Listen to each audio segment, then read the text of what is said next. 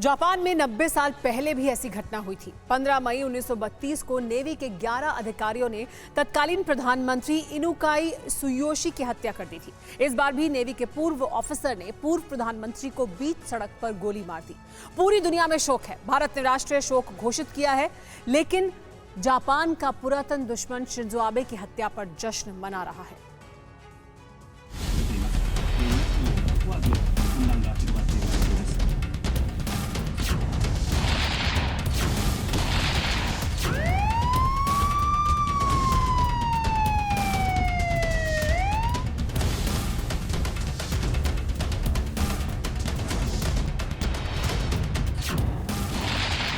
गोली लगने के बाद जब बीच सड़क पर अचेत पड़े हुए थे शिंजो आबे, अपने सबसे ताकतवर नेता को यूं लहूलुहान देखकर जब जापान तड़प रहा था। शिंजो आबे के अपने जब सिसक रहे थे, तब ड्रैगन अट्टहास कर रहा था। जब अस्पताल में भर्ती शिंजो आबे के लिए दुनिया दुआ कर रही थी, तब ड्रैगन उनकी सांसें उखड़ने का इंतजार कर रहा था। एक एक चीनी उनकी मौत की मिन्नतें कर रहा था। हत्यारे को हीरो साबित करने में जुटा था और ये सोशल मीडिया पर सरेआम हो रहा था।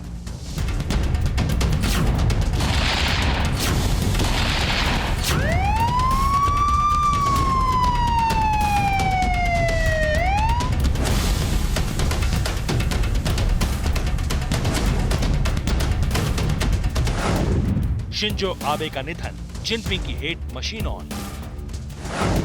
नारा में हत्या, चीन में जश्न, killer character of dragon.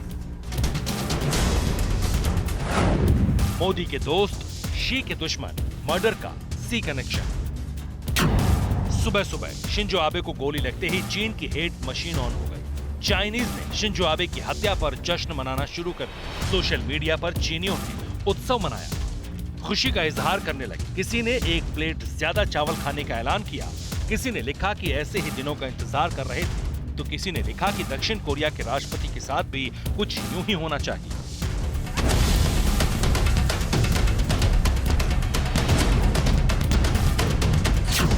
Chinese के इस नफरती और खूनी चरित्र को ऑस्ट्रेलिया में रहने वाले एक चीनी राजनयिक कार्टूनिस्ट अदियकाओ ने सरेआम कर दिया। चीन का सरकारी अखबार ग्लोबल टाइम्स जहर उगल रहा था।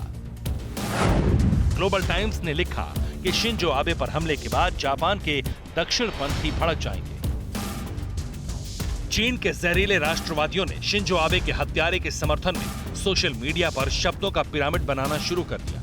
सवाल उठता है, जब हिंदुस्तान सरीखे देश शिंजो आबे की हत्या पर राष्ट्रीय शोक घोषित कर रहे हैं, तब चीन शिंजो आबे की हत्या पर जश्न क्यों मना रहा है? क्यों शिंजो आबे चीन की आंखों में चुभते थे? तो इसका जवाब है शिंजो आबे का राष्ट्रवाद और चीन के विरुद्ध उनकी प्रतिबद्धता। ताइवान का खुलेआम समर्थन, क्वाड की नींव, हिंदुस्तान से दोस्ती, वायरस विलन की पोल खोल और मॉडर्न जापान की रूपरेखा, इन्हीं 5 वजहों से शिंजो आबे चीन को खटक रहे थे। दरअसल शिंजो आबे ताइवान का खुल्लम खुल्ला समर्थन करते थे। वो हमेशा से ताइवान के समर्थन में आवाज उठाते थे। शिंजो आबे ने जापान के ताइवान के साथ घनिष्ठ संबंधों पर काफी जोर दिया।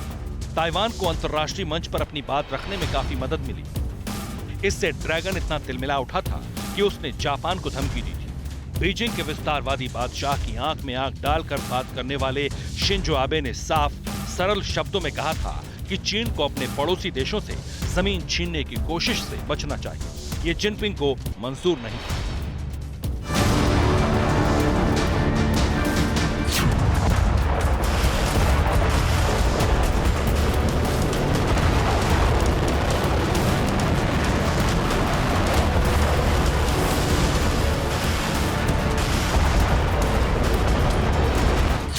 चीन के खिलाफ आक्रामक नीति के समर्थक रहे शिंजो आबे ने जिनपिंग की विस्तारवादी नीति पर लगाम लगाने के लिए क्वाड की परिकल्पना भी की।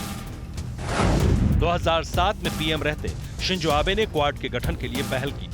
शिंजो ने क्वाड के गठन के लिए भारत से बातचीत की थी। शिंजो आबे ने एशिया में चीन की विस्तारवादी नीतियों को लेकर भारत से चर्चा की। शिंजो आबे ने अमेरिका और ऑस्ट्रेलिया से इस मुद्दे पर चर्चा की थी।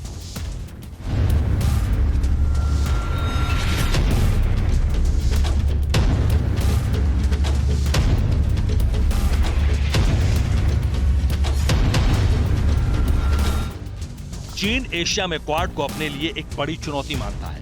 इसलिए जैसे जैसे क्वाड मजबूत होता गया, वैसे वैसे शिंजो आबे जिनपिंग को खटकने लगे। शिंजो आबे भारत के कट्टर समर्थक थे। नरेंद्र मोदी के प्रधानमंत्री बनने के बाद हिंद और जापान की दोस्ती ने नया आयाम गढ़ा। कभी भारत आए, कभी प्रधानमंत्री मोदी को बुलाया और जब जरूरत पड़ी तो भारत के समर्थन में डटकर खड़े हुए। 2020 में जब चीन की सेना ने गलवान में भारतीय सेना के खिलाफ हिंसा की थी, तब शिंजो आबे ने खुलकर चीन की आलोचना की थी। आबे ने उस हिंसा के लिए चीन को जिम्मेदार ठहराते हुए सुरक्षा और शांति के लिए खतरा बताया था। गलवान को लेकर हिंदुस्तान के समर्थन में बयान ने शिंजो आबे को चीन का और बड़ा दुश्मन बना दिया। बावजूद इसके शिंजो खुलकर चालबाज चीन की पोल खोलते रहे। जब वुहान विलेन ने मुफ्त में वायरस बांटा, समूची दुनिया में जब गुप्त रूप से मुफ्त में कोरोना निर्यात कर रहा था चीन, तब शिंजो आबे दुनिया के पहले नेता थे जिन्होंने खुलकर कोरोना महामारी के लिए चीन को जिम्मेदार ठहराया था। उन्होंने कहा था कि कोरोना वायरस अक्टूबर 2019 में चीन के वुहान से निकला और पूरी दुनिया में फैल गया। बाद में दुनिया के तमाम देश ने भी शी जिनपिंग को वायरस विलेन घोषित किया। 2012 में जापान और चीन के बीच सेनकाकू और तिओयस द्वीप को लेकर विवाद हुआ।